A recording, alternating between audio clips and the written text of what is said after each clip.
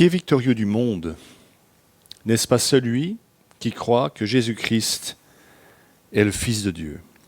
C'est par ces mots que l'apôtre nous avait quittés il y a 2 semaines, en remettant en avant l'essentiel du message qu'il tenait à rappeler à ses frères et sœurs. Jésus, le Christ, est le Fils de Dieu. C'est ici que se trouve la motivation de sa lettre, écrite, je le rappelle, pour dénoncer une hérésie galopante dans l'Église de l'époque, que le Christ n'était pas parfaitement homme et parfaitement Dieu. Cela ne doit donc pas nous surprendre, vu l'importance du sujet et des enjeux, qu'en terminant sa lettre, parce qu'on arrive tout doucement à la fin, Jean désire nous repasser les plats, encore une fois. Et je reprends donc le texte dans le chapitre 5 de son épître, les versets 6 à 8, pour commencer. C'est lui, Jésus-Christ, qui est venu avec de l'eau et du sang. Non avec l'eau seulement, mais avec l'eau et avec le sang. Et c'est l'Esprit qui rend témoignage, parce que l'Esprit est la vérité. Car il y en a 3 qui rendent témoignage, l'Esprit, l'eau et le sang, et les 3 sont d'accord. Un peu énigmatique, hein, à nouveau. Et Jean est un pécheur. Vous imaginez si Jésus avait choisi des théologiens comme disciples? Petite parenthèse. Ce Jésus dont Jean nous a dit qu'il est le Fils de Dieu et qu'il donne la vie à quiconque place sa foi en lui, est donc venu avec de l'eau et du sang. Qu'est-ce que ça peut bien vouloir dire? Eh bien, dans notre contexte de négation de l'humanité de Jésus, ça signifie une chose bien précise, que Jésus est né, a été baptisé, ça c'est pour l'eau, et est mort sur la croix. Ça, c'est pour le sang. Il a vécu et est mort comme n'importe quel homme, hormis, bien entendu, le sens de sa vie et de sa mort, qui revêtent, vous l'aurez compris, un sens tout à fait unique. Ma mort n'aura jamais le sens de celle de Jésus. Je sais que vous êtes déçus, mais il faudra faire avec. Celui qui est venu, dit Jean. Alors ce participe passé montre que l'apôtre pense au fait historique de l'apparition de Jésus, que Jésus est entré dans l'histoire à un moment donné de celle-ci. C'est ce fait qu'exprime toujours le verbe venir dans la langue de notre apôtre. Donc les mots avec de l'eau et du sang sont donc des faits qui ont marqué bel et bien la carrière terrestre du Christ. Ils désignent donc le baptême et la mort sur la croix de notre Seigneur. Et si Jean insiste lourdement sur le fait que Jésus est venu non avec l'eau seulement, mais avec le sang, c'est qu'une pensée très présente à son époque prétendait que le Christ divin n'était venu sur Jésus qu'à son baptême et qu'il l'avait quitté avant la crucifixion. Donc que la partie divine en Jésus, que Dieu était venu en Jésus sous la forme de l'Esprit à son baptême et qu'il l'avait quitté avant de subir la crucifixion. Jean va donc s'élever contre ces conceptions d'un Jésus désincarné et affirme que cette affirmation est contraire au témoignage de l'Esprit Saint lui-même. Pour le dire plus clairement encore, quiconque nie que le Christ est homme et Dieu ne possède pas l'Esprit Saint, dit Jean. Je sais bien que c'est cash, mais c'est pas moi, c'est Jean. Hein. Ces antéchrists, comme rappelez-vous, il les appelait dans le début de sa lettre, prétendaient donc qu'au moment du baptême, le Christ, le Fils de Dieu, s'était uni à l'homme Jésus, mais l'avait abandonné avant sa mort. L'apôtre affirme donc ici au contraire que le Fils de Dieu est bel et bien mort, que sa mort aussi bien que son baptême fait partie de l'œuvre messianique et que la foi qui nous sauve, c'est la foi au Fils de Dieu qui s'est solidarisé par son baptême avec notre humanité de pécheurs et qui a donné pour elle sa vie sur la croix. Jean s'élève donc avec force contre cette conception qu'on retrouve encore aujourd'hui. On l'a toujours retrouvée tout au long de l'histoire de l'Église. Il s'élève donc avec force contre cette conception d'un Jésus amoindri et affirme que cette affirmation est donc contraire au témoignage que l'Esprit Saint rend au Christ. Paul, encore lui, exprimera cette même pensée dans sa deuxième lettre aux Corinthiens. Car Dieu était en Christ, réconciliant le monde avec lui-même, en n'imputant point aux hommes leurs offenses, et il a mis en nous la parole de la réconciliation. Notre boulot, c'est de réconcilier,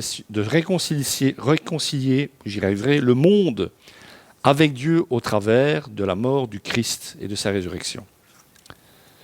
Autrement dit, Dieu n'a donc pas déserté la croix, à aucun moment. La divinité du Christ ne l'a pas quitté à la croix.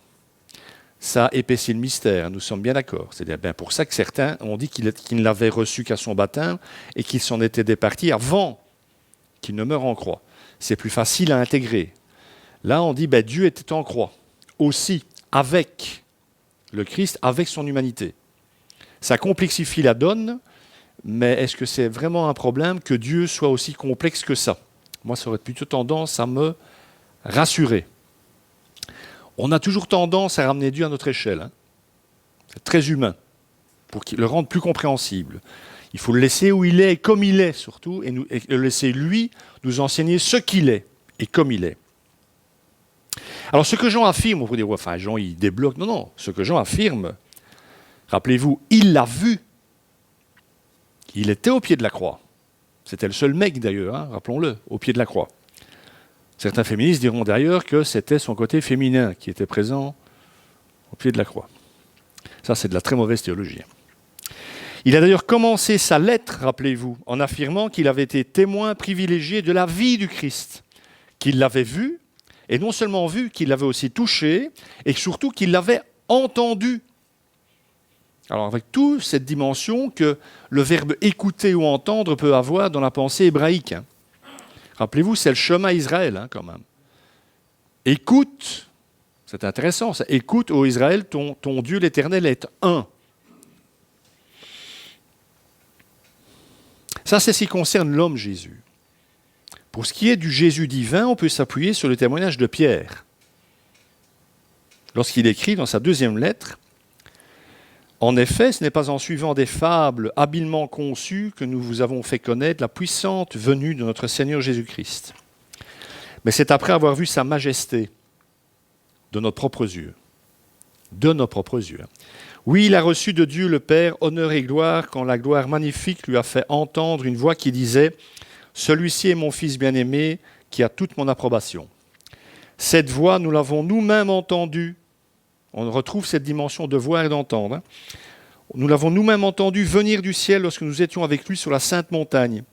Et nous considérons comme d'autant plus certaine la parole des prophètes. Alors Pierre fait ici référence à un épisode, vous l'aurez sans doute reconnu, l'épisode de la transfiguration, auquel Jean a également assisté. Il y a Pierre, Jacques et Jean qui sont présents lors de la transfiguration, où Jésus est étincelant et commence à discuter avec Élie et Moïse. D'ailleurs, Jean est présent dans le « nous » qu'utilise Pierre ici. Nous avons vu, nous avons entendu. Qui? Moi, Pierre, moi, Jean et Jacques. Donc en ce jour-là, ce n'est pas son humanité que Pierre, Jacques et Jean ont pu contempler. Ils n'ont pas pu contempler l'humanité de Jésus. Ils ont eu un aperçu de sa divinité. Et pourquoi Jésus leur donne cet aperçu?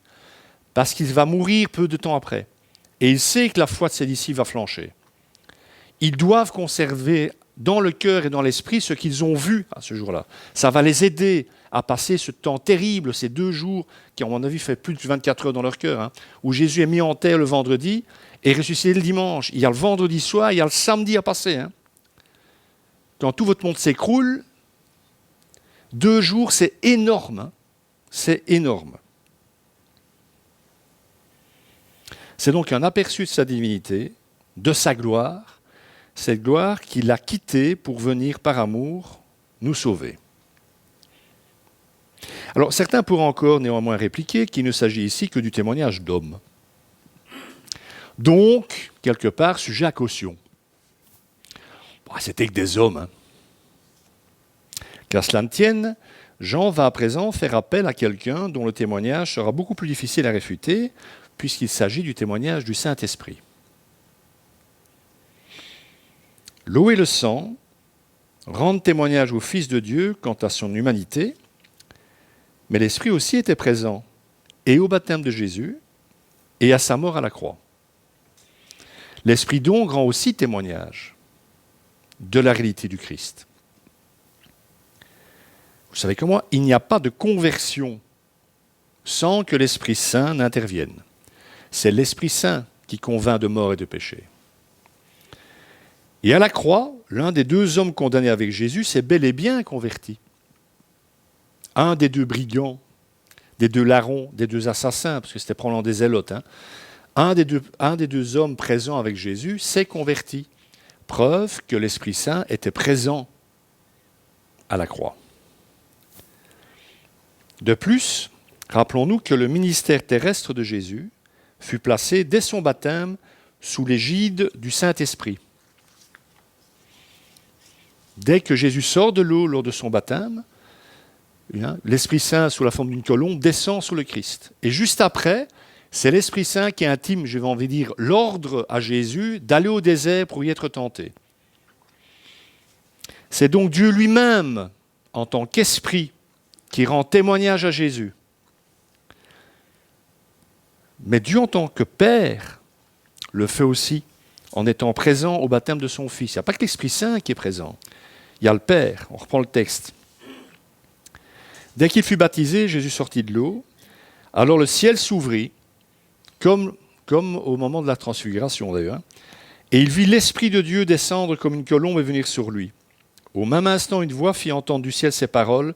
Celui-ci est mon Fils bien-aimé qui a toute mon approbation. C'est le Père qui s'exprime. Sont donc présents au moment du baptême de Jésus l'Esprit Saint et le Père, dont la Trinité est là. Le Père est également présent lors de la mort de son Fils sur la croix.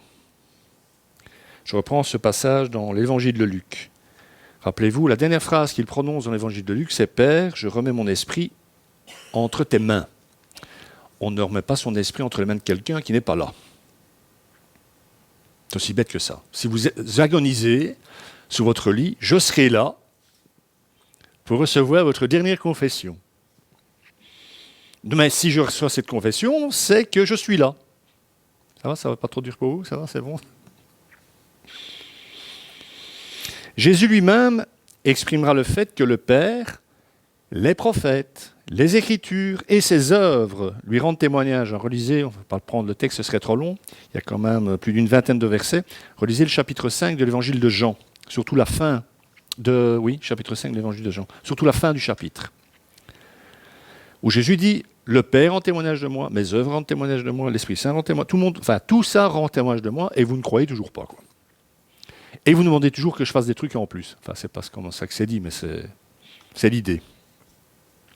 Donc ce témoignage de l'Esprit, dit Jean, est venu par les prophètes de l'Ancien Testament. Moïse en tête, le premier prophète dans l'Ancien Testament qui rend témoignage au Christ qui doit venir, c'est Moïse lui-même. Et par le dernier d'entre eux, comme ça la boucle est bouclée, par Jean le Baptiste, qui va baptiser Jésus et va donc rendre témoignage de la mission de celui qui est venu. Voici l'agneau de Dieu qui ôte le péché du monde. Mais il a encore été attesté par le témoignage de l'histoire, qui est contenu dans ces deux dimensions, donc de l'eau et du sang. Il a été baptisé et s'il est mort sur une croix, c'est tout simplement parce qu'il existait historiquement parlant. Même si certains nient encore et toujours la réalité historique de Jésus de Nazareth. Il n'y en a plus beaucoup, mais je pense à un qui vient de faire un livre sur le sujet. Je fais référence au philosophe Michel Onfray, qui ferait mieux de faire de la philosophie et d'arrêter d'essayer de faire de la théologie. Chacun son truc. Et il n'y a pas grand-chose d'étonnant à ça. Enfin, lui, il nie dans ce livre totalement l'existence historique de Jésus. Alors, ces arguments, je tire ça d'un article du Christianisme aujourd'hui. Les arguments qu'il avance pour prouver ce qu'il dit sont bien plus étonnants, par contre. Le philosophe relève que dans les évangiles, on peut observer Jésus en train de manger, mais jamais déféquer. Il en tire donc la conclusion, et je cite, « Ce corps n'est pas corporel, c'est un anticorps, le corps d'un ange. » Autrement dit, le corps de quelqu'un qui n'existe pas. Donc c'est un mythe. Donc Jésus n'a jamais existé. Avec ce genre de syllogisme, on va loin, parce que dans la guerre des Gaules, Jules César, à ma connaissance, César à aucun moment ne dit « et là je partis déféquer ». Mais personne ne songerait à mettre l'existence de Jules en question ou en doute. Hein. Non, mais allez, franchement. Et ça se vend. Hein.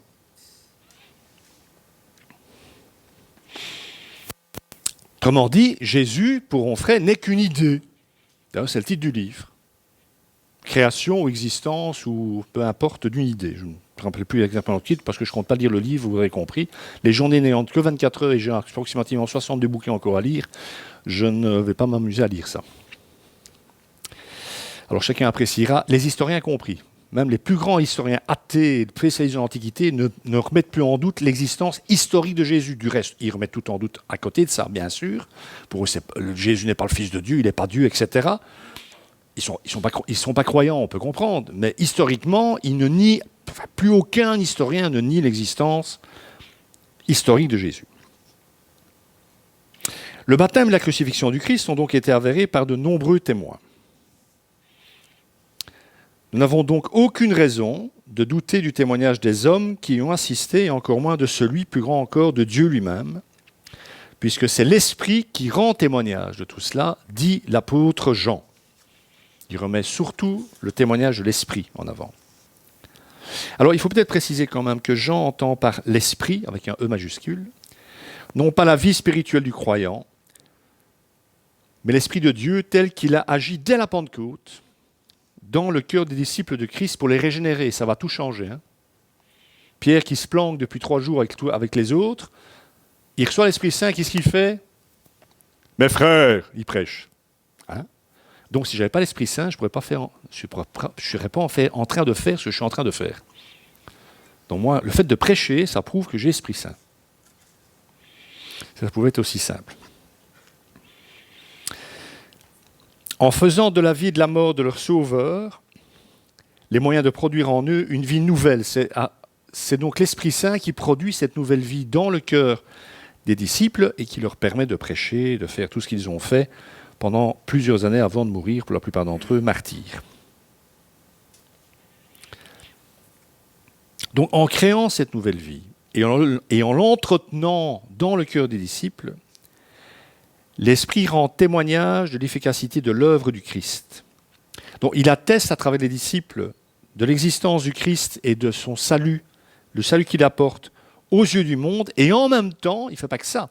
Il n'est pas simplement en nous pour que nous évangélisions le monde, ça c'est un pan de la dynamique, mais aussi pour que la foi, notre foi, et celle des disciples de l'époque, soit édifiée, soit construite, soit consolidée, soit enracinée en nous, sur le fondement non plus d'un témoignage extérieur, mais le fondement inébranlable d'une expérience intime. Si aujourd'hui je vous demande, tu crois en Dieu, vous me direz oui, pourquoi?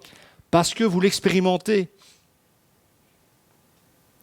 Dans la réponse que je vous me donnerai, vous n'allez pas simplement faire de la théologie, vous allez simplement partager avec moi la réalité de votre foi et de la réalité de cette présence du Saint-Esprit en vous. Vous n'en doutez pas de cette présence, normalement.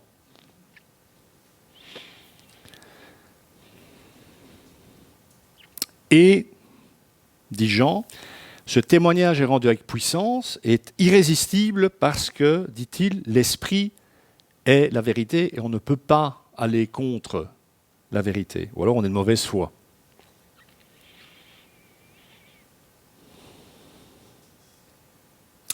L'Esprit est cette vérité comme Christ l'est lui-même, en tant qu'il est la vie de Dieu manifestée et communiquée aux hommes.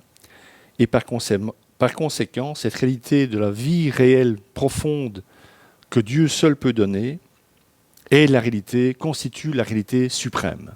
Vous vous rendez compte le privilège qu'on a quand même. C'est incroyable. Hein.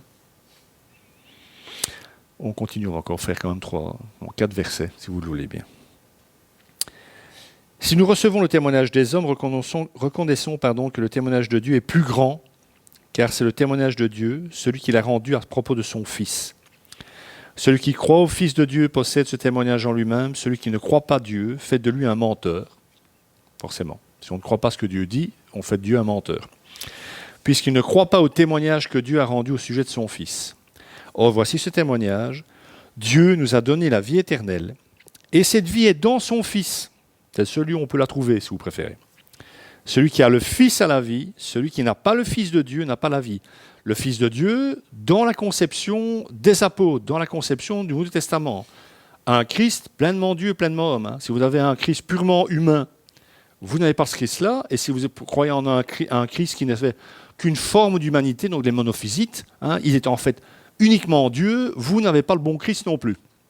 C'est ce que Jean veut dire. Vous savez sans doute que d'après une disposition de la loi de Moïse, à laquelle Jean pensait sans doute en parlant des 3 témoins, et qu'il rappelle donc positivement ici, le témoignage des hommes rendu de manière solennelle en justice était reçu lorsque les déclarations de 2 ou 3 témoins concordaient. Il fallait donc, pour le dire autrement, d'après la loi de Moïse, que 2 ou 3 témoins attestent d'un fait ou d'une situation pour que ce fait ou situation soit avéré exact et juste et vrai. Or, si le témoignage des hommes était supposé emporter l'adhésion, que dire du témoignage de Dieu qu'il a rendu à son Fils? Autrement dit, Dieu a rendu témoignage à Dieu. Le Père a rendu témoignage au Fils, le Saint-Esprit a rendu témoignage au Fils. Et durant tout son ministère, le Fils a rendu témoignage au Père. Alors dans ces versets, Jean va exprimer une chose, me semble-t-il, très interpellante. C'est que celui ou celle qui reçoit le témoignage de Dieu, ce témoignage vient littéralement faire partie de lui. Interpellant ça quand même. Celui qui croit au Fils de Dieu n'a pas seulement le témoignage que Dieu a rendu au Sauveur à son baptême, ça ne reste pas une sorte de théorie, mais il a ce témoignage au-dedans de lui. Autrement dit, vivant, intime, personnel. Il fait l'expérience du témoignage que le Saint-Esprit rend à Jésus comme sauveur. Vous savez, vous êtes sûr que le Christ est votre sauveur parce que l'Esprit Saint en permanence en vous, comme une sorte de petite rivière qui coule doucement, rend en permanence ce témoignage en vous. Pour ceux qui penseraient qu'ils n'ont pas l'impression que l'Esprit Saint fasse grand-chose dans leur vie. Ah oui, sans blague. Mais il n'aime pas les feux d'artifice, il fait ça très discrètement, le Saint-Esprit. Si vous voulez le truc qui dégage, c'est de l'autre côté qu'il faut aller. Ça, il aime bien.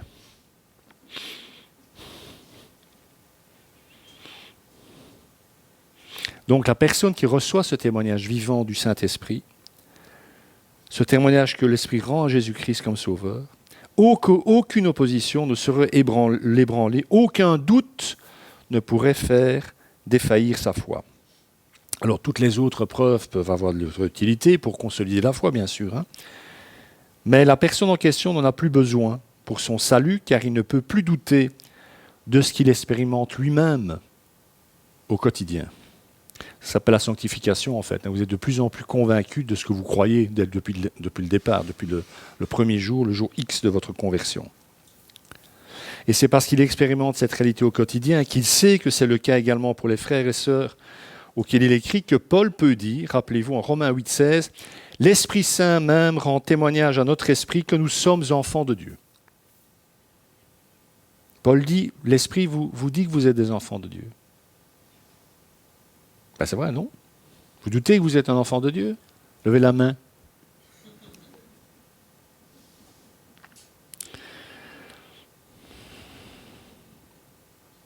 Alors c'est se mettre en contradiction directe avec Dieu, dit Jean, le faire menteur que de ne pas croire après avoir connu le témoignage qu'il a rendu à son Fils. Cette incrédulité volontaire est un péché qui entraîne la condamnation de Dieu. Autrement dit, ces personnes-là, il y en a, on en connaît, moi j'en ai dans ma famille, je faisais partie de ceux-là avant forcément de rencontrer Dieu, ces personnes-là, ils passeront devant Dieu et puis ils passeront devant l'amour de Dieu surtout, et puis je suis certain que ça se passera bien quand même. Voilà. Même si l'amour, vous savez, un père ou une mère qui aime son enfant, il l'aime et il va là parfois taper, enfin pas physiquement, mais taper très dur ou discipliner très durement s'il pense que son enfant a besoin d'avoir une solide dose de remise en question. L'amour, ça ne fait pas toujours du bien au moment où ça se passe. Nous sommes d'accord? Alors, Dieu étant amour, je ne dis pas que ça sera très agréable pour ces personnes-là, mais je pense qu'à la fin, ça se passera bien, parce que la, la, la pédagogie de Dieu, elle est toujours restauratrice. Toujours, elle restaure. L'objectif de Dieu, c'est toujours restaurer, même quand il punit. Comme un père. Un père, quand il punit, c'est pour restaurer son fils ou sa fille, le faire ou la faire grandir. Je ferme la parenthèse. D'ailleurs, c'est ce que Jésus dit à Nicodème lors de leur entretien secret de nuit. Vous vous rappelez, hein? Quand on est tous Jean 3,16, hein, Dieu a tant aimé le monde, ça, ce verset-là, on le connaît par cœur, mais comme c'est le verset le plus important de la Bible pour les protestants évangéliques, ils zappent tout ce qui vient après. Ça, c'est une grave erreur. Parce qu'après, il dit quoi? Jésus, à Nicodème, « Je ne suis pas venu juger le monde, mais le sauver. »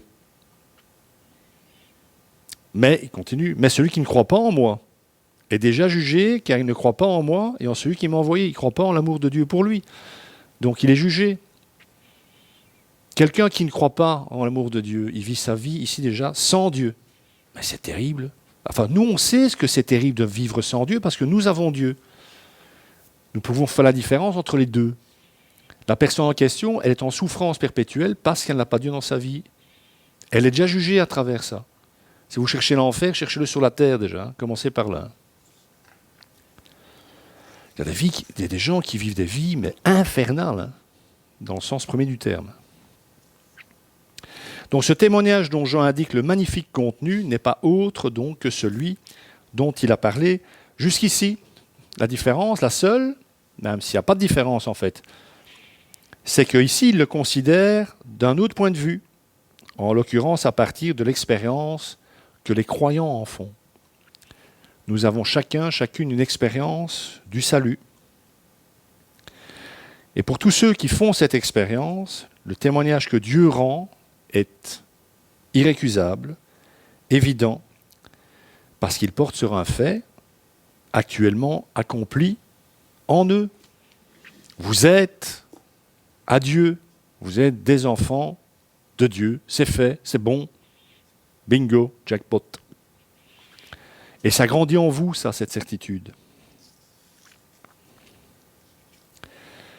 Dieu nous a donné, et c'est un passé, Dieu nous a donné la vie éternelle. Alors ce qui est bien avec la vie éternelle, c'est qu'il nous la donne dans le passé, mais on la vit encore aujourd'hui et plus tard. Parce que Dieu est un éternel présent, si je peux dire ça comme ça. Même si le présent en hébreu n'existe pas vraiment. Enfin, je ne vais pas rentrer là-dedans, mais soit. Mais comme cette vie éternelle est tout entière et exclusivement dans le Fils de Dieu, en Jésus, il en résulte nécessairement, vous l'aurez compris, que quiconque n'a pas le Fils de Dieu, ne croit pas dans le Fils de Dieu, ne saurait pas avoir la vie dont Jean parle. Évidemment. Cette vie nouvelle ne vient que par le Fils et procède du Père par lui. Ça, c'est mon côté orthodoxe.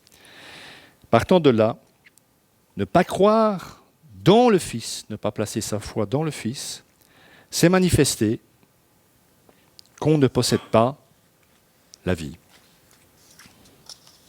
Que le Seigneur bénisse sa parole et qu'il vous bénisse. Amen.